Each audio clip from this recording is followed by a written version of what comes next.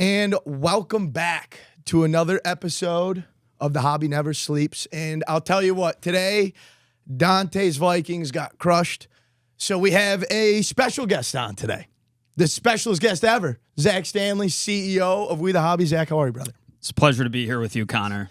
Speaking of JJ McCarthy, I don't know. Yeah. You know? Give him time. This is my problem, and I tell Dante this all the time. He goes off the rails. He's in love with him, which is fair. Yeah. It's his team. I get it. And I agree. Give him time. But like benching him for the game, at least against the Chargers, because I watched it, with Sam Darnold, or not Sam Darnold, who did they have in? Carson Wentz?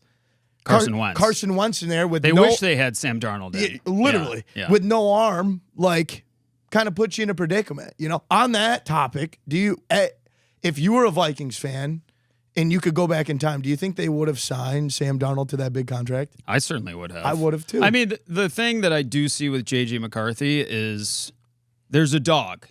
There's a dog aspect, which is what you need. Like we saw it 2 weeks ago. Yeah, he has an it factor now. Like, does that it factor compensate for some of his less desirable capabilities? Yeah. Like maybe, right? Yeah. And he certainly can mature over time. He still has a cannon, et cetera, et cetera. But, you know, was that the right point in time for Minnesota to say, like, we need to get our guy? Yeah. Seattle looks like the best team in the NFC. I think they are. Yeah. I think they're the best team in the NFL. Yeah. If I made right my now. rankings right now, yep. I can't outside of maybe like the Lions, but they had that crap game like 2 weeks ago too, where it's like Seattle on every form, they just look like they're going fast. JSN's probably the best receiver in the game right now. Sam Darnold, I mean, I don't know if you can say he's the best quarterback right now. I don't know. We'll get into MVP talk and all that kind of stuff, but 2018 class, man. I know. Crazy. Baker Mayfield. 2020 versus 2018. I think I'm taking 18. Well, Baker, Josh, Darnold, Saquon. Who am I missing? 2018. Saquon. Christian McCaffrey was 17. I mean, that's pretty much the run of it. Which, I mean, is pretty top heavy in comparison. Yeah. Well, I kind of do. I have to. You got to go with your 2020, right? Well, I wanted to bring this up. A 2020 quarterback did beat a 2018 quarterback this past week. Also, I'm just throwing it out there. Hold on. Also, a 2020 running back might win MVP this year. Yeah, it's not going to happen. They won't. How many 3 touchdown games does a guy have to have? We saw that with Saquon last year, though. Yeah, but who's the QB edge right now? Who's the QB edge over Jonathan Taylor? So your vote. If Jonathan Taylor, because it's not Daniel Jones, if Jonathan Taylor. See, I was going to say Matt Stafford. Which is fine, I think. Okay. But if Jonathan Taylor leads the Colts to the #1 record. Yeah, that's impressive. I mean, this Colts team is. What is he on? Four 3-touchdown games? He is right now. That's insane. Crazy. It's insane. But listen, I do want to talk about it. I know you're a big Bills fan. Just run me through your initial thoughts after the game of obviously losing to the Miami Dolphins in Miami. I talked to a lot of Bills fans, and they weren't making excuses. Like, they're definitely frustrated. But there were some me watching the game, it was just like they shot themselves in the foot, and Miami took advantage of it. So I think this is something that goes on more than we talk about, because there's a lot of traveling throughout the season, right? And there's a lot of conversation that goes on about how West Coast teams play against East Coast teams and blah, blah, blah, right? And I wouldn't usually bring this up, but what I saw granted, it's 80 degrees, right? Like, we should be able to handle this, right? But they've been playing in the cold weather for games on end as of right now, going into this game. The entire team, but in particular Josh, looked gassed. Yeah, lethargic. I mean, like his weird. cheeks were red. Yeah. He was sweating, and it looked that way across, like, you know, when you're in that type of physical state where you're not, like, whatever it is. Yep. That's when you get an Ashan game like we saw. Yep. Like, that's when you get a 2, because everybody's kind of diving all over the place. They're missing tackles. They're sloppy. And that's what the entire game looked like to me. It looked like they just weren't ready to go down there and play in the heat. Yeah. And one thing, like Miami, even though they really have not had a good year at all, one thing that they've always been known for is kind of like that quicker pace offense. Like, they will march down the field as fast as possible, especially with speedsters, Devon Achane, Jalen Waddle, when Tyreek Hill's out there. So it's like, and that the defense has been tough a little bit for the Bills. I think that's been their weak point, like, all season. But showed up unbelievably against the Chiefs. Against the Chiefs. I just think it was a letdown. There's also spot. the letdown game, 100%. Right. Am I concerned? No, I'm not concerned. Am I concerned about Joe Brady as offensive coordinator? Yeah. Yes, I am. Yeah. Are you concerned? Almost constantly. Are you concerned at all about, like, the Patriots running the gauntlet right now? I mean, it would be horrible to give up the division. Yeah. That'd be tough. Do I think that Josh Allen, wins the game in the playoffs if they meet? Of course I do. Of course. But, given that they've had the division crown, he's coming off the MVP, it looked like they were lined up well to get home field advantage through the Super Bowl, and it's not looking like that anymore. Well, Steven brought it up. Obviously, Steven, big Bills fan. Wouldn't it be crazy to see the 3 wild card teams, Buffalo Bills, Baltimore Ravens, and the Kansas City Chiefs? Yeah. How crazy would that Yeah. be? But I had to remind him that there is a team in the AFC West that's 7-3 right now. I'm just saying. You're feeling good. Oh, I'm feeling great. Real good. Well, I don't know if you saw the that snippet. You know how in the beginning of games they go through the lineups and they show their PFF rankings? Yeah. Our offensive line, 35th out of 35th, 36th out of 36, 34th out of 35. They're not just bad. They're the worst offensive linemen in the league right now. So I don't feel great. I mean, Justin Herbert getting hit on average 10 times a game and sacked 5 times. Eventually, it's going to cause you problems. But it's been if like he doesn't this, go down. It's been like this, and it's like, I hate making excuses, but it's like they can run though. Yeah, with Vidal, which has been great. Hampton's going to be coming back. But it's like, I just want a season. Could you imagine if we just had Joe Alt and Rashawn Slater? I don't even want both. Give me one of them for the season, and it's could have made a move. Oh, could have. Bills didn't make a move. We made a move. We got Trevor Penning, who from the Saints, who's not good, but I mean, it's a body. He's not the last in the league. Yeah. Yeah. So I'm always optimistic about my team, but they always bite me in the butt. I'm more confident in the Bills over the Chargers right now, but I don't know. We move. We got 2 weeks until the bye. So playoff destined. Right. That's what matters. You just got to get there. Right. As long as the Chiefs can, Chiefs Broncos this week. So I mean, big deciding. Someone's going to lose. Well, so that's the thing is like you tell me what you think about the Broncos, but I truly don't think that they're a great team. I don't. I really don't. I understand the defense is solid, but I just think that offense, again, like you said, lethargic. I mean, they just don't. They don't look like a great team. They're playing the Raiders. No, but they almost seem like a team that could potentially get it together. Yeah. Like they have the pieces me. to get it together, and somehow they're 8-2 having not gotten it together. Right. That's what terrifies me. It was almost like the Chiefs last year. It's like they weren't a great team, but they just put wins together and they figured it out at the end of the season and made a run to the Super Bowl. So it's the champs. Yeah. Yeah. But so that's kind of like my update on the offense. I mean, or on the NFL, on the season. I'm happy, but not content. I'm sure you're probably the same way. I'm,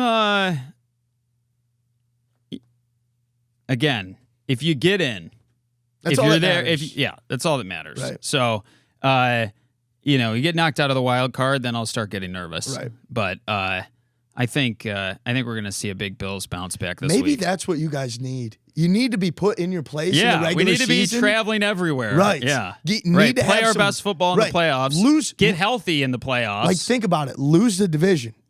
Give it away. Bring it back down to earth, and then they make a run for the playoffs. Perfect. Like, what would you rather have? A division win and a loss in the AFC Championship game?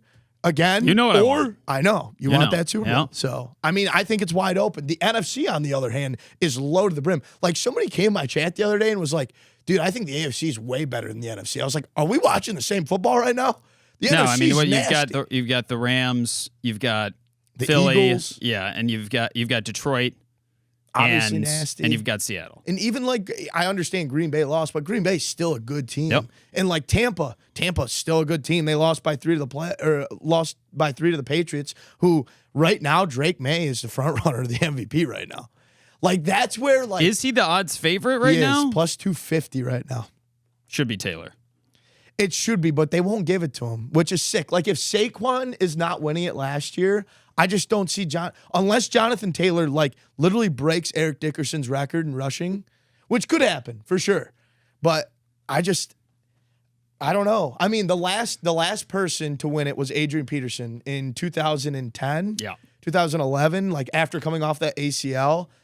And man, I just don't know. I don't know. The NFL hates him. But it does seem like the year where it could happen. If it happens, it's going to be this year. If it doesn't happen, Drake May's the standout, like that's and like that could fall off. Him and Matt Stafford are the standouts this year. I don't know. Yeah. It's not going to be Daniel Jones. Now, Daniel Jones might win Comeback Player of the Year though, which would be cool. I'd love that. And the Giants continue to cycle through players and coaches. Well, yeah. Quick update. Brian Dable fired. You got any thoughts on that? I'd love to have him back to Buffalo. Yeah. As a coordinator. Oh, man. Get Brady out there. That was the best. Yeah. That was the best. I mean, they were that playoff run where they ran through the Patriots 7 straight touchdowns, and then, you had the 13-second game against Kansas City where they just dominated offensively all game. Imploded, yeah. Yeah. Yeah, I miss those times because, they had Diggs, but they didn't have, that much different of an offense back then, but they were so efficient. Right. They could do anything. Yeah. So, I mean, Brian Dable. I think it's silly, honestly. Yeah. I think, that bad teams have a problem. Like, a lot of people have talked about, I wish they got rid of McDermott, 3 years ago, whatever. And it's like the value of continuity in the NFL, the value of having a program that is implemented, that is standardized, that develops a culture, like all those things. When you just have a revolving door that's just constantly you're going through guy after guy, and it's top down where you're looking at who's scouting the players, who's overseeing the cap, who's making decisions on trades, and then you have an entire coaching staff. All of that gets cycled through in a lot of circumstances, right? Or you just fire the coach, whatever. But that stuff doesn't allow you to get to create something. Yeah. And if you're going to hire a coach and go through the whole process of hiring a coach and get rid of them within 2 years, you better have a really good reason for why you hired them to begin with, because you're not if you have a bad team and you expect this team to suddenly be good with a year of draft picks, you're misguided. Well, just think about I agree 100%. I definitely don't think they should have fired him. Going into the season, they had the toughest schedule in the NFL, no doubt. You're telling me, I think Colin Cowherd put it perfectly this past week. If you told me right now at the end of the season that Jackson Dart would be a phenomenal quarterback, that Cam Scadaboo would turn into something and then be out for the rest of the season, and they lose Malik Neighbors, Andrew Thomas is in and out of the lineup, and they would finish 4-13, I'd be like, yeah, I think that was a successful season. But you're looking at these games, right? And you're seeing, say Neighbors stays in. Right. Say Scadaboo doesn't get injured. Yep. And then you have Dart performing the way he's performing. You might be looking at a playoff team. 100%. And I agree. And when he went down last game, they were up 20-10. Yep. And then brought in Russell Wilson, which, you never really know fully how involved the coaches are, the GM aspect, that whole thing. Are they making the collaborative call together? Of course, that's what they're going to say. But if Dable had the heavy hand in bringing in Russell Wilson, well, then we're having a different conversation. But we know Dable had a heavy hand in bringing in Dart, saying this is my guy. That was his guy, right? When everybody was saying he was a second-round draft pick. Yep. And he was looking like the best. And so he was the one that gets the guy that they are 100% going to be sticking with for the future, and now he's gone. Yep. And think about this. So I think they only have 2 wins right now. You know who their 2 wins are? The Philadelphia Eagles and the Los Angeles Chargers. So it's like you said, revolving door. Who are you going to put in, when you brought up McDermott, who are you going to put in that organization that's going to do better than Sean McDermott right now that's available? Yeah, and that's the thing, right? Is Do you see enough, or have you seen enough with Dable to say we have a foundation builder here? And I think 100% you did. I agree. Yeah. So now it's going to be interesting. Like, I think that if they get rid of their GM, who I think has a lot of pull, I don't like him. I truly don't like him. But either way, I think that's a very favorable spot for a head coach to go right now. Like, you're kind of licking your chops. You've got, I mean, kind of like the Bears last year. Plus, they're like, they have a decent chance of hobbling through the end of the season. 100%. And you have a number one wide receiver. You have a potentially top running back. Right. You have your quarterback, and suddenly you're heading into the draft getting a top pick. Phenomenal defensive. Yep. I mean, probably the best defensive line in the NFL. Yep. You know, like that's a great spot. And like there are rumors. I don't know if are you a college football guy? Kind of. No. Like Lane Kiffin from Ole Miss, I think would, because he obviously that's where Jackson goes from. Lane coming back. Yeah, that would be that's my dream. Because I used to hate Lane Kiffin. I'm starting to really like him. I like that Ole Miss team, and he reminds me of like a Nick Saban type of guy that doesn't want to deal with this whole NIL money thing. So if he goes to the NFL, goes with Jackson Dart, I think that'd be a great. Well, now he's like where earlier in his career he was kind of flash, right, and so now he's got that sort of veteran coaching experience to potentially come back. I think that makes sense. Yep. Yeah.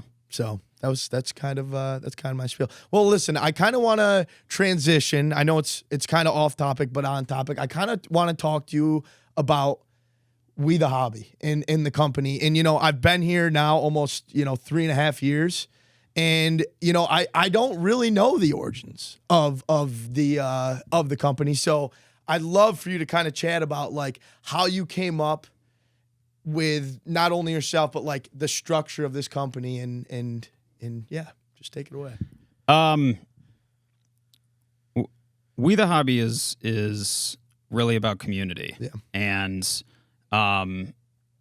when I talk about it and when I looked at what I wanted the company to be early on, before we were anywhere close to starting even a breaking operation, right? That community piece was the foundational piece. Yep. The collective we. And I pulled a bit from a popular fan slogan up in Canada with We the North for the Toronto Raptors. Yep. Which like during their big championship run with Kawhi, right? Like that was the thing. And it was sort of piggybacking off of like the momentum of Game of Thrones. And I just thought that was so cool how basically an entire country rallied behind the one basketball team that they have. Right. And that community piece, really drove the name. And I wanted it to stand out relative to the rest of our peers, which I think it's done a good job of doing. Yeah. But I think the opportunity coming into this space, I started a company in 2012 that I ran for 9 years in the fantasy sports and sports betting software space. And that was a multitude of hills and valleys. Oh yeah. And heartbreak, and situations that you thought were driving towards real substantial success that, for one reason or another, took a turn for the worse. And those are lessons that are so valuable, not just for understanding business and understanding the components that you need to put the puzzle piece together to make something successful, but also to have the reality check always there for you to say, when something does go well, this is a very fortunate place in time. For sure. And the time I knew the opportunity starting with We the Hobby. And I think all along the way, having that understanding of like, hey, nothing is given here, and really like the work that needs to go into taking advantage of the moment when the moment is presented to you has always been at the forefront for me. To not let it pass by and to not take it for granted. And I think when you don't have those experiences that, punch you in the teeth, right? And leave you picking up the pieces and trying to figure out what you do next, then it's hard to have that perspective. It's hard to understand, like,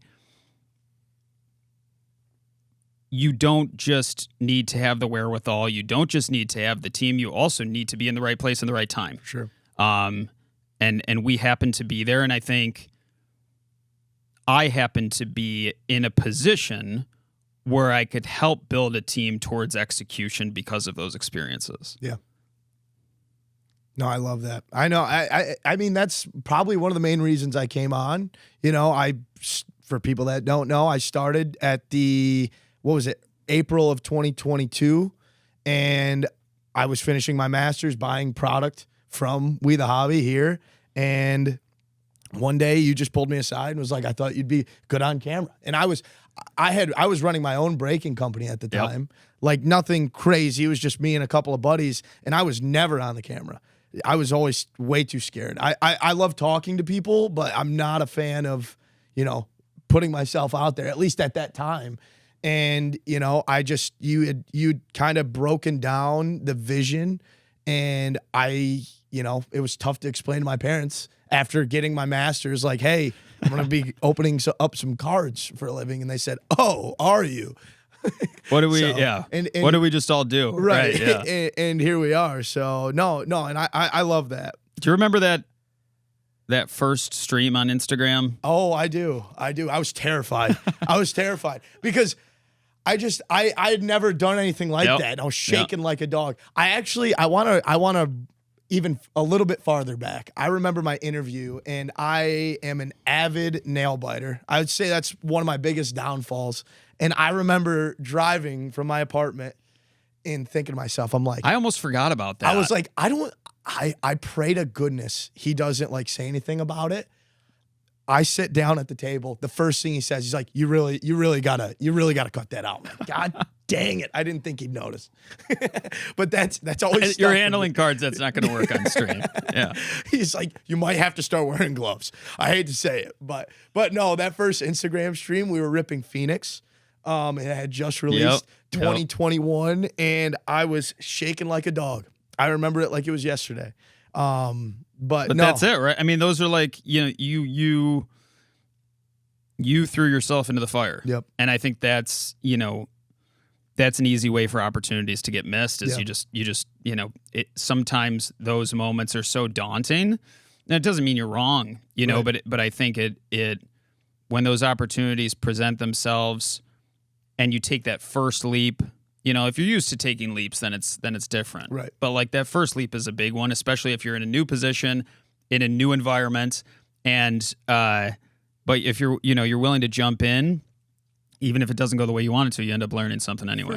For sure. And I think like you had brought up like about assembling teams and stuff, especially here.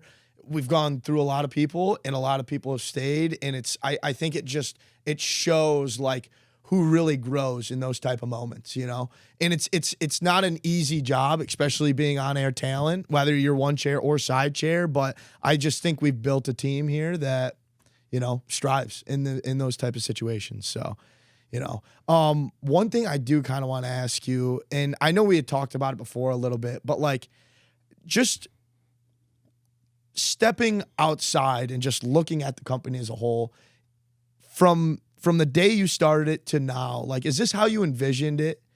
Or has it changed? Has your vision changed from where you had, first began as holistically? Does that make sense? I think at a high level, absolutely. Yeah. The foundational pieces of community, entertainment, engagement, we talk here a lot about the opportunity to make someone's day and what that means, that, people are coming into our rooms looking for a break and looking to do something that gives them an escape from their day, gives them a good time with their family, whatever it may be, right? They're looking to connect.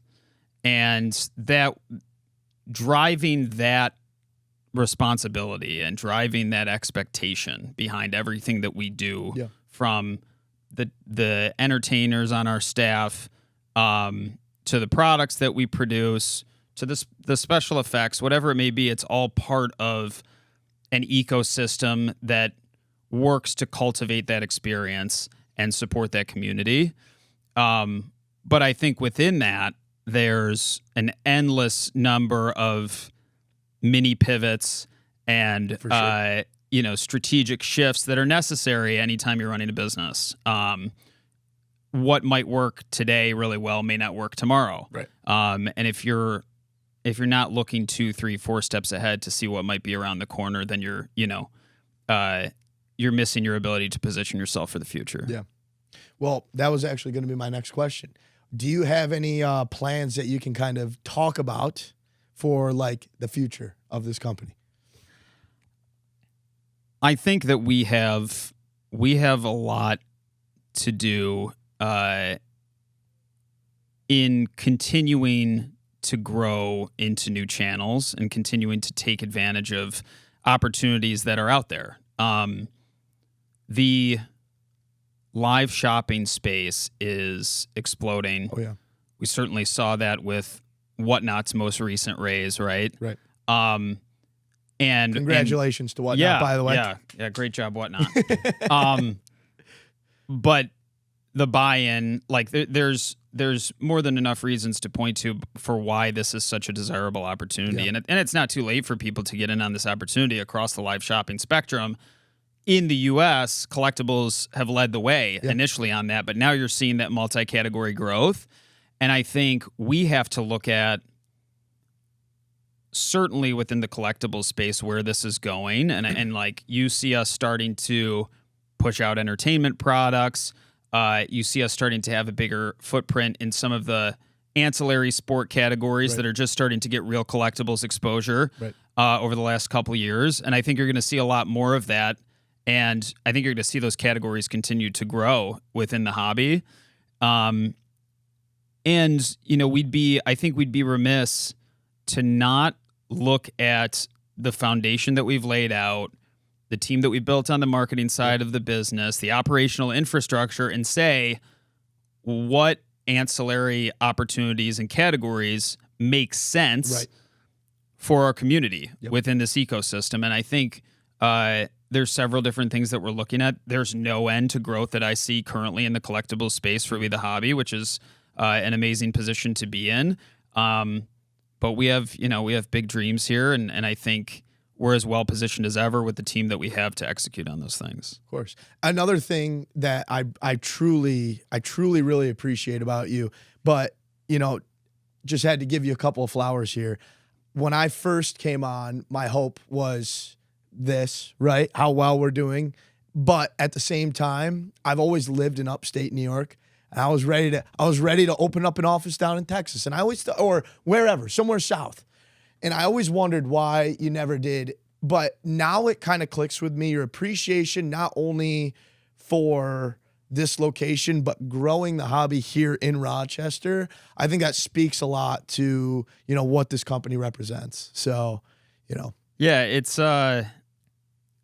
such a unique honor. Right. To be able to have cultivated a business like this, here where I grew up. Right.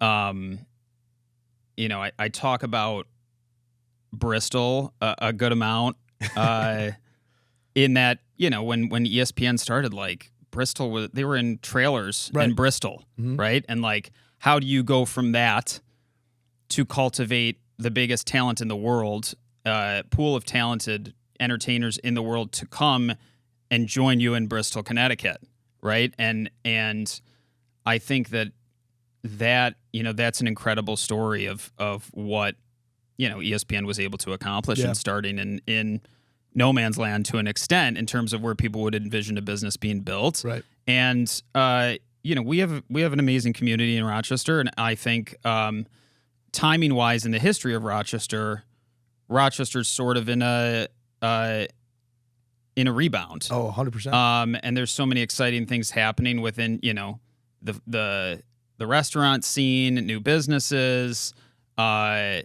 technology-based startups, the universities. Like there's so many exciting things going on. And so I think what I've been, feathering our cap to an extent, that we've been able to bring in talent from so many other places that can come here and say, like, I love I love the space that We The Hobby has. I love the idea of coming to work here, but I'm also looking at the city. I'm looking at raising a family, and besides, maybe a couple tough winter months, I'm seeing how incredible this could be for me and how I could fit into growing here. For sure. Which is pretty cool. That is awesome. Now, again, not to get off on a tangent, but I do kind of want to talk about cards. Obviously, you're a big Bills fan.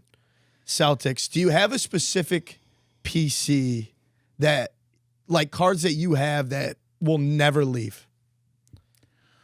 Oh, never say never. Right. Never say never. I agree. I'm the same way.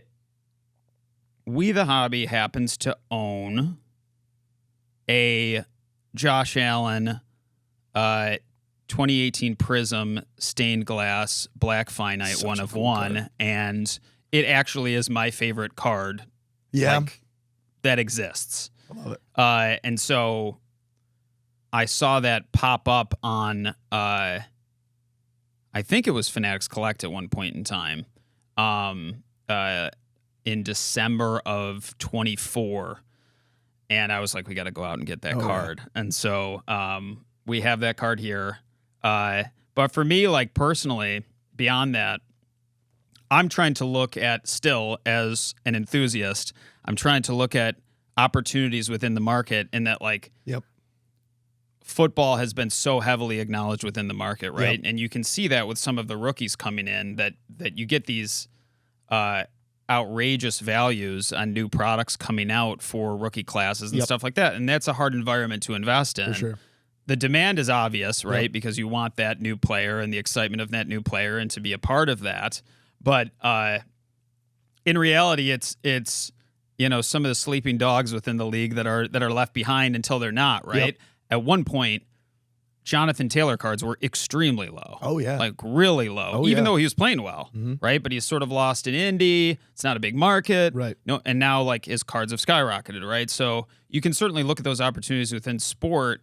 I've been chirping for a few years about the World Cup coming to the U.S. It's going to be huge. And what that means for the soccer market. Lionel Messi's market is up over 250% over the last 6 months. That's crazy. And we're not even close to there yet, right? Is he playing? I'm a soccer guy, but didn't he retire? He's playing in Miami. Yeah, I know, but I don't think he's playing in the World Cup. I don't know if he's officially announced that he's not playing. But that just shows. I mean, if that player, but I think that's what you're going to see. Like, and so I'm not going to dig too deep into who I'm buying into, just because there's very limited amount of inventory out there. But I think that's the thing, is if you look back at even Messi, right? Yep. There's certain Messi ancillary rookies. You obviously have his main rookie, which recently sold for like $1.5 million as a PSA 10. Yep, his crap. But he has ancillary rookies as well. Same year, same Panini line. And there's like 60 PSA 10s or 30 PSA 10s of those variations, whereas you go back and look at, LeBron's Topps Chrome variations and refractors, like there's hundreds or thousands of those cards. And so I think as the soccer market really comes into focus and global growth for the hobby takes shape, which is happening right now, you're going to see the soccer market in general explode. And I think the timing is absolutely, like, it couldn't be better timing for the World Cup and the market. Well, you know what? I was actually talking to one of my customers the other day about it, and he's big into, like, I wouldn't even say it's niche anymore. He's a soccer collector. He's also big in Disney. that Disney market right now and Lorcan and literally anything that is, TCG is going crazy. Oh my Entertainment categories are going crazy. But I think that makes so much sense for how this is progressing, right? Is we're in the collectible if realm. so many people are coming back into the hobby as essentially a cultural movement right now, right? Then you're going to have people very interested in entertainment-based products because that's so much of what they're experiencing. And I think something that Collectibles didn't really get wrong necessarily, but really wasn't ready for, 30 or 40 years ago was this type of evolution where like collecting sports cards was separate from being a fan, right? Yep. And collecting something like Star Wars cards was separate from being a sports card collector. Correct. And now like that's all sort of merging together that is something that is cool. Yep. Right? And so like I brought home a box of Disney Chrome for my 5-year-old and she just about lost her mind. Just, opening those packs and seeing characters from the movies that you watch and now like because of the era that we're in, the eye candy component to those cards is significantly higher than it was 30 years ago, right? So it's just what Fanatics has been able to do to push value into those products really through innovation. Right. And cultural captivation is phenomenal. Agree. Well, speaking of Topps and Fanatics, you did bring some cards. I did. To show off. So as far as the We the Hobby PC goes, right? I touched on that Josh Allen card a little bit. I think if you look back in time at, say, for example, 2012 Panini Prism. Right. I don't think when that, like, obviously this was a different era, right, in terms of the market. But when that product came out, nobody's thinking, well, this is the first Panini product, this is the right? epitome. Yeah, this is the first one. Right. So in 10 years, everybody's going to be talking about the first Panini product. Like none of that was happening, right? When Topps was purchased by Fanatics. Yep. And Fanatics essentially started their innovation process to really remake the hobby, right? Which is exactly what they're doing. I think, you can criticize it, but the value that they've brought, whether it's the debut patches, whether it's how they've rolled out products, whatever it may be, not to mention the cultural component, which I keep talking about because I think that connection has been so essential to really how we've seen the market develop. For sure. They started innovating new product lines, and some of them were to prepare for what's going to happen with the NFL and NBA licenses coming over, right? Is that you're going to see some of these baseball products be utilized in that. Yeah, be reformatted to an extent in the new sports and the new releases. But the one for me that they came out with, and that isn't, it's a couple years old, is Cosmic Chrome. And I think Cosmic Chrome from a market capture standpoint in terms of like the cards in general. Yep. It's an exciting way to look at cards, and especially baseball cards. That I think is really part of that evolution of like, what can we do with these designs? What can we do to make players and cards stand out in new and exciting formats that has never been done before? And that's absolutely what Cosmic Chrome is. Agree 100%. And so I'm sort of looking at, and I've got multiple Skeens RCs here. Smart right there. We're going to trade them, which sucks. And we are looking at this as a huge opportunity, particularly the Planetary Pursuit, which is a crowd favorite at this point in time, right? To get into the market a little bit. And I think it's going to be something that gets everybody around We the Hobby excited that we're going to have this like really cool collection of cosmic cards and planetary cards. But I do think those are the investment opportunities within the opportunities is like everyone's going to be, I got my World Series champs here as well. Okay.